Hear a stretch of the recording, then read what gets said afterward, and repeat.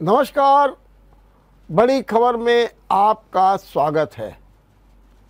कपिल सिब्बल ने आज समाजवादी पार्टी के समर्थन से राज्यसभा की प्रत्याशिता का नामांकन पत्र दाखिल कर दिया। उनके साथ डिंपल यादव और जावेद अली खान को भी प्रत्याशी राज्यसभा का बनाया गया है। जावेद अली खान ने भी नामांकन पत्र दाखिल कर दिया है। अगर यूं देखें तो 8 सीटें भाजपा और 3 सीटें सपा के खाते में है और 3 सीटों पर सपा ने आज अपने तीनों प्रत्याशी उतार भी दिए। लेकिन जो कपिल सिब्बल की प्रत्याशिता को लेकर के राजनीतिक चर्चाएं, अटकलें काफी तेज हैं। कपिल सिब्बल ने कहा कि मैंने एक निर्दलीय प्रत्याशी के रूप में नामांकन पत्र दाखिल किया है। मैंने 16 मई को कांग्रेस से नाता तोड़ दिया था। कपिल सिब्बल G23 मतलब असंतुष्ट नेताओं में थे कांग्रेस के, और उन्होंने सीधे सीधे गांधी परिवार पर निशाना साधा था और कहा था कि हट जाना चाहिए। इसलिए इस बात की संभावना खत्म हो गई थी कि कपिल सिब्बल अब दोबारा कांग्रेस के रूप में राज्यसभा जा पाएंगे। हालांकि कपिल सिब्बल जो चिंतन शिविर हुआ था उसमें भी उन्होंने भाग नहीं लिया था। कपिल सिब्बल कहते हैं कि मैं अब एक स्वतंत्र सदस्य के रूप में अपनी बात कहूंगा और राज्यसभा में अपने विचारों से ये साबित करने का कोशिश करूंगा कि जो राष्ट्र के हित में है, जो समाज के हित में है, वही मैं बोल रहा हूं। निश्चित रूप से कपिल सिब्बल एक अच्छे वक्ता हैं, लेकिन कपिल सिब्बल की प्रत्याशिता को लेकर के नाना प्रकार के मायने निकाले जा रहे हैं। कह रहे हैं कि कपिल सिब्बल को तो राजद और JMM झारखंड मुक्ति मोर्चा भी प्रत्याशी बनाने के लिए तैयार था। अब सवाल उठ रहा है कि भाई ये 3 दल क्यों बनाने को तैयार थे। सबसे पहले हम आपको बताएं कि कपिल सिब्बल ने सपा को क्यों चुना। 2016 का चुनाव कांग्रेस प्रत्याशी के रूप में राज्यसभा का चुनाव उत्तर प्रदेश से कपिल सिब्बल ने लड़ा था। उस समय भी समाजवादी पार्टी ने समर्थन दिया था। इस बार भी समाजवादी पार्टी ने समर्थन दिया है, वो एक निर्दलीय प्रत्याशी है। लेकिन सवाल ये उठता है कि आखिर ये तीनों दल क्यों। सच बात तो ये है कि सपा ने जिस तरीके से कपिल सिब्बल को अपना प्रत्याशी बनाया है, उससे एक संदेश गया है कि आजम खां से जो दूरियां चल रही थी अखिलेश की, उनमें कहीं ना कहीं अब कमी आएगी। कपिल सिब्बल भी टिकट मिलने के बाद, नामांकन पत्र बनने के बाद खुद कहते हैं कि आजम खां मेरे बेहद हमदर्द हैं। उन्होंने ये भी कहा कि आजम खां के साथ नाइंसाफी हुई और उन्होंने अखिलेश के प्रति भी आभार जताया, आजम खां के प्रति भी आभार। ऐसा क्या है? सच बात तो ये है कि आजम खां को सुप्रीम कोर्ट से न्याय दिलाने में, उन्हें जेल से बाहर लाने में कपिल सिब्बल की अहम भूमिका रही है। कपिल सिब्बल ने ही उनका केस लड़ा और अभी भी लड़ रहे हैं। और आजम खां चाहते थे कि कपिल सिब्बल जो है राज्यसभा में जाएं। ये बात बहुत दूर तक चली। शिवपाल, अखिलेश, आजम खां को लेकर के जिस तरीके से दूरियां थीं, उनको दूर करने में अखिलेश ने एक नया पासा फेंक दिया कपिल सिब्बल को राज्यसभा में भेज करके। निश्चित रूप से इससे एक बात और आएगी, जो कश्ती और जहाज की बातें आ रही हैं, लगता है कि जहाज बरकरार रहेगा। अब सवाल ये था, कपिल सिब्बल को राजद क्यों चाहती थी? कपिल सिब्बल को राजद इसलिए चाहती थी कि लालू यादव के ऊपर भी जो केस हैं, चाहे वो चारा घोटाला के हों, चाहे अभी हाल में एक और सीबीआई ने छापे मार करके रेलवे भर्ती घोटाला को लेकर के किया हो, ये सारे केस भी कपिल सिब्बल लड़ रहे हैं। कपिल सिब्बल झारखंड के मुख्यमंत्री हेमंत सोरेन, जो खनिज मामलों में फंसे हुए हैं, जिनकी सदस्यता तक को चुनौती दी जा चुकी है, कपिल सिब्बल उनका भी केस लड़ रहे हैं। ऐसा नहीं है कि कपिल सिब्बल सपा, झामो और राजद के ही केस लड़ रहे हों। कपिल सिब्बल कांग्रेस के भी केस लड़ रहे हैं। सोनिया गांधी के खिलाफ चाहे केस हो, चाहे राहुल गांधी के खिलाफ केस हो, अगर एक और अभिषेक सिंघवी है तो दूसरी ओर उनका साथ देने के लिए कपिल सिब्बल भी है। कपिल सिब्बल ने अपनी एक राजनीतिक हैसियत बनाई और अब राजनीतिक पंडित कह रहे हैं कि कपिल सिब्बल की प्रत्याशिता से निश्चित रूप से अब सपा में एक नया दौर आएगा, नया आयाम आएगा, यह देखने की बात है। लेकिन जो दूसरे जावेद अली खां हैं, तो निश्चित रूप से वर्तमान हालात में अखिलेश एक मुस्लिम प्रत्याशी चाहते थे। कई लोगों के नाम थे, लेकिन कहीं ना कहीं से राम गोपाल यादव का बरदहस्त था जावेद अली खान को, इसलिए उन्हें भी प्रत्याशी बना दिया गया। और जब जावेद अली खान नामांकन पत्र दाखिल करने गए थे तो उनके साथ राम गोपाल भी थे। हालांकि अभी डिम्पल यादव ने नहीं अपना नामांकन पत्र दाखिल किया है, लेकिन सवाल अब उठ रहे हैं कि जो अखिलेश परिवारवाद से अपने को बचाना चाहते थे, जिन्होंने अपर्णा यादव को टिकट देने से मना कर दिया, शिवपाल के बेटे को टिकट देने से मना कर दिया, आदि आदि प्रस्तुतियां करके, बल्कि बड़ा कुछ गंवा भी दिया उन्होंने, कि ताकि जो उनके ऊपर परिवारवाद का जो झब्बा लग रहा है उससे वो मुक्ति पा जाए। तो भले ही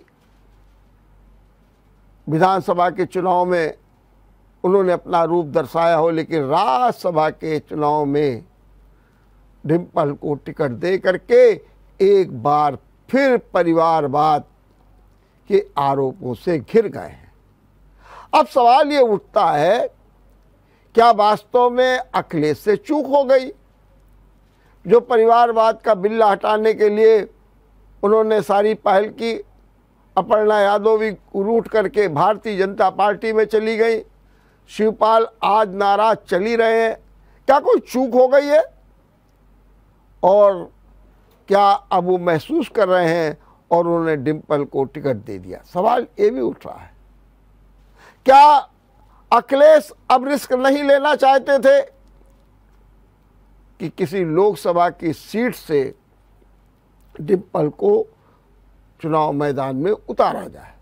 आजमगढ़ का चुनाव है, वहाँ से प्रत्याशिता को लेकर बातचीत थी। एक बार ये भी आया कि डिम्पल वहाँ से चुनाव लड़ेंगे, लेकिन लगता है कि कुछ खतरे का मामला इसलिए अखिलेश रिस्क नहीं लेना चाहते और उन्होंने डिम्पल को राज्यसभा में भेजने का फैसला किया। बहरहाल राजनीति कहाँ जाएगी, राज्यसभा के ये जो तीनों प्रत्याशी सपा के लिए कितने वरदान सिद्ध होंगे, क्या वास्तव में इसके द्वारा आजम का शिवपाल से जो खामियां आई थी क्या उनका डैमेज कंट्रोल हो पाएगा, ये तमाम सवाल अभी खड़े हैं और इनका जवाब आना बाकी है। वहीं दूसरी ओर कांग्रेस को वास्तव में कपिल सिब्बल के हटने से एक बड़ा झटका लगा है। झटके तो बहुत लग रहे हैं कांग्रेस को, लेकिन निश्चित रूप से एक ये भी झटका लगा है, उनके पास एक ऐसा नेता था जो तर्क से। अब देखिए कपिल सिब्बल ने एक बात और कह दी है, उन्होंने कहा हम जा रहे हैं लेकिन हम गठबंधन करेंगे। किसके खिलाफ? मोदी सरकार के खिलाफ। माने कि एक राष्ट्रीय करेक्टर के रूप में, एक राष्ट्रीय नेता के रूप में अपनी प्रस्तुति से कपिल सिब्बल मोदी सरकार को घेरने का भी काम करेंगे। और ये माना जा रहा है कि भले ही सपा के पास राम गोपाल जैसे कद्दावर नेता रहे हों, लेकिन कपिल सिब्बल के आने से सपा को एक और ऊर्जा मिलेगी, इसमें भी दो राय नहीं है। यूपी विधानसभा में आज काफी गर्माहट रही। विपक्षी नेता के रूप में राज्यपाल के अभिभाषण पर अखिलेश यादव ने सरकार को खूब घेरा, कानून व्यवस्था पर घेरा, बिजली पर घेरा, एक्सप्रेस वे पर घेरा, बेरोजगारी पर घेरा, तमाम मुद्दों पर घेरा और तंज भी कसे, बीच बीच में सुझाव भी दिया, स्वास्थ्य की भी बातें की। इससे विधानसभा में काफी गर्माहट भी रही है और ये विधानसभा कल अपना बजट प्रस्तुत करेगी सरकार का। योगी सरकार 2 का बजट कल आ रहा है और सबसे बड़ा बजट होगा, लोक लुभावन बजट होगा और ये बजट होगा 6,10,000 करोड़ का, ऐसा माना जा रहा है। और इस बजट के द्वारा तमाम वर्गों को, खास तौर से कहते हैं कि बुजुर्ग महिलाओं को मुफ्त यात्रा बस की मिलेगी, ऐसे मुद्दे आएंगे और जनता को लुभाने का काम भी किया जाएगा। निश्चित रूप से भले ये लोग कह रहे हो कि योगी सरकार अपनी ही प्रतिस्पर्धा कर रही है, निश्चित रूप से कर रही है, लेकिन विपक्ष के मजबूत होने से जो लोकतंत्र के लिए आवश्यक है, लोकतंत्र के सबल होने के लिए आवश्यक है, उसके स्वस्थ होने के लिए आवश्यक है, उसकी भी एक झलक आज और कल विधानसभा में देखने को मिली है। और अच्छी बात तो ये है कि योगी सरकार ने भी इसका स्वागत किया है और उन्होंने माना है कि ये बातें निश्चित रूप से विपक्ष की होनी चाहिए और ये बातें स्वस्थ लोकतंत्र के लिए बहुत ही श्रेष्ठकर हैं। और जिस तरीके से विपक्ष के नेता को महत्व दिया गया, चाहे वो प्रशिक्षण के मामले में हो, उनको मंच पे बैठाला गया हो, या अन्य मामलों में, निश्चित रूप से इससे भी एक नई गरिमा बनी है, एक नई शालीनता बनी है, एक नई लोकतंत्र को ऊर्जा मिली है। हम लेते हैं यहाँ एक छोटा सा ब्रेक। ब्रेक के बाद आपका एक बार फिर स्वागत है। आज मोदी सरकार के पूरे 8 साल हो गए। 26 मई 2014 को मोदी ने प्रधानमंत्री पद की शपथ ली थी अपने मंत्रियों के साथ। 13 सितंबर 2013 को भारतीय जनता पार्टी की प्रेस कॉन्फ्रेंस में राजनाथ सिंह ने मोदी के प्रधानमंत्री पद के दावेदार होने का दावा किया था। हालांकि उस समय लाल कृष्ण आडवाणी पीएम वेटिंग थे। बस क्या था, नारे गूंजने लगे, बहुत हुई महंगाई की मार, अब की बार मोदी सरकार। तुरंत नारा गूंजने लगा, हम मोदी जी को लाने वाले हैं और अच्छे दिन आने वाले हैं। ये बाकायदे नारे गूंजने लगे। भारतीय जनता पार्टी के नेताओं में, कार्यकर्ताओं में एक अभूतपूर्व उत्साह आया और यहीं से मोदी सरकार का रास्ता बन गया। मोदी सरकार बनी, आज 8 साल हो गए। सवाल ये उठता है, क्या अच्छे दिन आ गए? अब ये बहस का विषय हो सकता है। हर सरकार के सामने तमाम चुनौतियां भी होती हैं। मोदी सरकार के भी सामने चुनौतियां थी। अगर मोदी सरकार जीडीपी में दोगुनी हो गई, अगर मोदी सरकार ने आम आदमी की आय 80,000 से बढ़ा करके 1.5 लाख कर दी औसतन, तो इसे बेहतर माना जा सकता है। लेकिन उससे बड़ी चुनौती हो गई महंगाई की बेतहाशा वृद्धि। हालांकि उसके लिए प्रयास किए गए। अभी हाल में पेट्रोल और डीजल के दाम घटाए गए, गेहूं का निर्यात बंद किया गया, चीनी के मामले में भी ऐसी राजनीति अपनाई गई है। सरकार प्रयास कर रही है और इसी दौरान कोरोना को भी झेलना पड़ा है। मुफ्त राशन व्यवस्था देनी पड़ी, सब कुछ हुआ और पूरी दुनिया में जिस तरीके से कोरोना काल में गरीब गरीब हो गया, अमीर अमीर हो गया, ये आंकड़े आए और नौकरियां चली गई। निश्चित रूप से मोदी सरकार ने वादा किया था 2 करोड़ लोगों को नौकरी देने का, लेकिन उस टारगेट को पूरा नहीं कर पाई। उसके बहुत कारण रहे और इतना ही नहीं, जो बेरोजगारी की जो दर है, जो 6.1 थी 2014 में, वो बढ़ करके 8.7 हो गई। बेरोजगारी बढ़ी। लेकिन जिस तरीके से मेक इन इंडिया, आत्मनिर्भर भारत, स्टार्टअप, विनिवेश, इसके दौर चले और $5 ट्रिलियन